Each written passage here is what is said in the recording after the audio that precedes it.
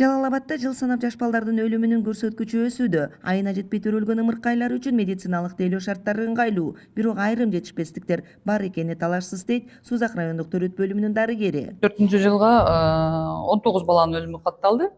Анын ичинде ошол айына жетпей төрөлгөн балдар бар, айына жетип төрөлгөн балдар бар.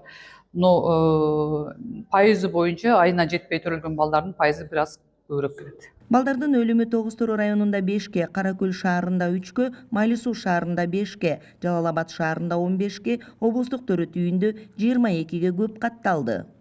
Мына өлүм боюнча баланын өлүмдөрү былтыр караганда 23 балага көп болуптур.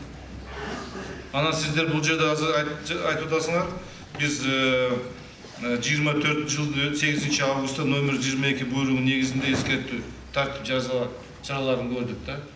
Ушул достаточно да, ушул. Там баланы болсо сразу тиги утробий материал болуп кандай ошондо башташыбыз керек да, витамин бар деп берип. Силер мына акимдердин немелери, тиги работниктери ошону учетко алып иш жүргүзгүлө деп айтып атпаймын силергечи, башынан эле. Ошол жактан тиги утробий материал жүргөндө эле ошол жактан кам көрүш керек да. Анан перед фактом болсо мына төрөлгөндөн кийин же тиги энеси өлүп калат, же бала өлүп калат. Ар бир ымыркайдын эненин өлүмү райондук облустук деңгээлдеги комиссиялардын отурумунда талкууланып, тартиптик чаралар колдонулууда. Көйгөйдүн алдын алуу максатында облустук перинаталдык борбордун курулушу жүрүүдө. Өз кезегинде бул борбордо ара төрөлгөн ымыркайларды тейлөө шарттары жакшырат. Рамзан жоопкерчилиги чектелген коом 221 миллион 900 миңге утуп курулуш ишин баштаган былтыр жай айында.